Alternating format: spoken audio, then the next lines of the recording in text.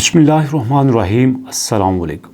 जी दोस्तों, क्लियरली आपको बता रहा हूँ कि पाई कॉइन का यहाँ पे कॉइन बर्निंग प्रोग्राम स्टार्ट हो चुका है। पहले आज ये समझते हैं कि कॉइन बर्निंग होता क्या है और जो कॉइन बर्न किए जाते हैं उनका पर्पस क्या होता है। यहाँ पे पाई कोर टीम अगर कॉइन को बर्न कर रही है तो उसके पीछे क्या मकसद है, अब कॉइन के बर्न होने से हमें क्या फ़ायदा होगा या इसका नुकसान होगा, ये सारी बातें आपके साथ डिटेल से डिस्कस करूँगा।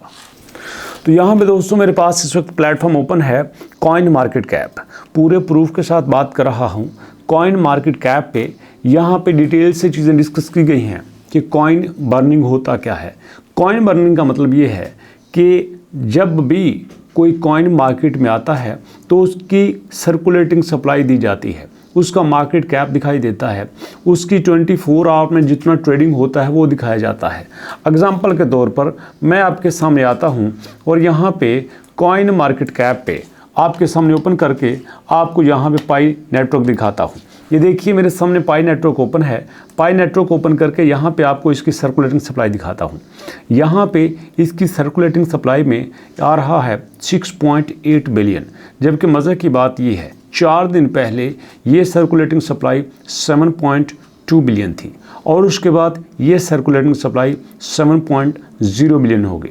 उसके बाद ये सर्कुलेटिंग सप्लाई 6.9 बिलियन हो गई और आज आपको ये सर्कुलेटिंग सप्लाई 6.84 बिलियन नज़र आ रही है।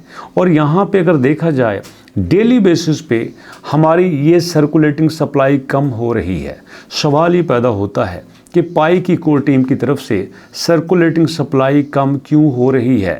अब पाई की कोर टीम ऐसा क्यों कर रही है, इसके पास ऐसा क्यों चांस आया, इसने ये क्यों फैसला कर लिया कि इसको अपने इन कॉइन्स को बर्न कर देना चाहिए। तो जनाब सुनिएगा, पाई की कोर टीम ने यहाँ पे अपने लॉन्चिंग के बाद, जी हाँ, जब इन्होंने कहा था कि 14 को हम फुल फ्लेज लॉन्च कर रहे हैं और इस लॉन्चिंग के बाद दोस्तों जब इनका पाई डे था, इन्होंने यहाँ पे अपने कॉइन बर्न प्रोग्राम को स्टार्ट कर दिया। और कॉइन बर्न प्रोग्राम में ये डेली बेसिस पे आपके पास 3000 से 4000 कॉइन्स को बर्न कर रहे हैं। जी हाँ, आप देख सकते हैं स्क्रीन पे 3000 से 4000 कॉइन डेली बेसिस पे बर्न हो रहे हैं। अब 3000 से 4000 कॉइन के डेली बेसिस पे बर्न होने का मतलब ये है कि ये सर्कुलेटिंग सप्लाई से बाहर हैं, अब ये दोबारा नहीं आ सकते। आप अंदाज़ा कर सकते हैं कि उन कॉइन की क्या वैल्यू होगी जो कि 2019 से माइन किए जा रहे थे। इतनी मेहनत के बाद पाई की कोर टीम ने इतना सख्त फैसला कर लिया कि इन कॉइन्स को यहाँ से ख़त्म कर देना चाहिए। आप कहेंगे सर अगर आपकी बात मान ली जाए तो यहाँ पे 3000 से 4000 पाई जो है वो डेली बेसिस पे बर्न हो रहे हैं, तो यहाँ पे 4-5 दिनों में इतने तो नहीं बनते, यहाँ पे तो कितने 100 मिलियन के हिसाब से पाई बर्न हो रहे हैं, सर्कुलेटिंग सप्लाई से ग्रेजुअली कम हो रहे हैं। आपकी बात मानी जाए तो इसमें काफ़ी ज़्यादा कन्फ्लिक्ट नज़र आता है। तो भैया सुनिएगा, यहाँ पे अभी मेरी बात पूरी नहीं हुई। यहाँ पे कहते हैं कि एडिशनली यहाँ पे पाई कॉइन जो है वो अनवेरीफाइड अकाउंट को भी यहाँ पे ख़त्म कर रहा है। अनवेरीफाइड अकाउंट की भी यहाँ पे जितने भी कॉइन्स हैं उनको ख़त्म कर रहा है।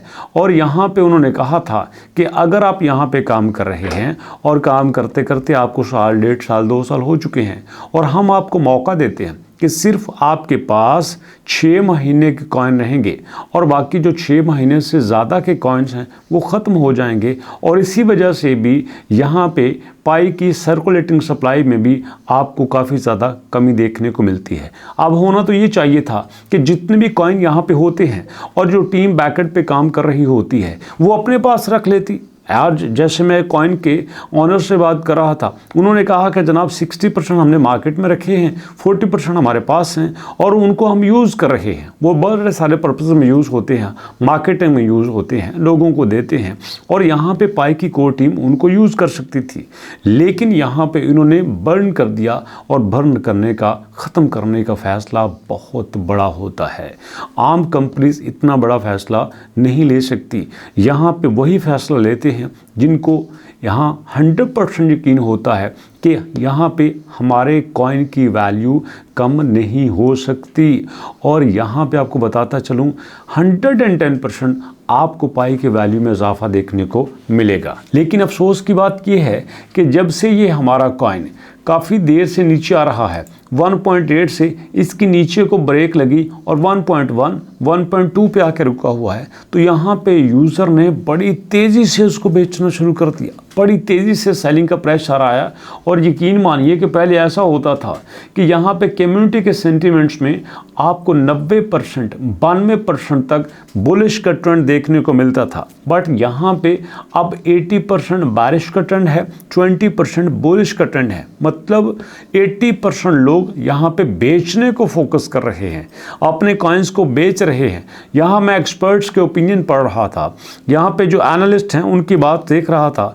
वो कहते हैं कि ये राइट टाइम है पाई को होल्ड करने का, ये राइट टाइम है पाई को बाय करने का। जितना आप बाय कर सकते हैं कर लीजिए, क्योंकि जो लोग पैनिक होकर यहाँ पे पाई को बेच रहे हैं ना, एक दिन इन्हीं के लिए किसी ने बात की थी कि ये पाई को तरसेंगे और यहाँ फिर इनके पास कोई चांस नहीं होगा पाई को ख़रीदने का। उसकी वजह ये है कि अगर ये अल्लाह के नेक बंदे यहाँ पे 1.2 पे पाई को बेच देते हैं, फिर कैसे हो जाएगा? ये $3 या $4 पे पाई को ख़रीदेंगे? इम्पॉसिबल, ये ख़रीद ही नहीं सकते।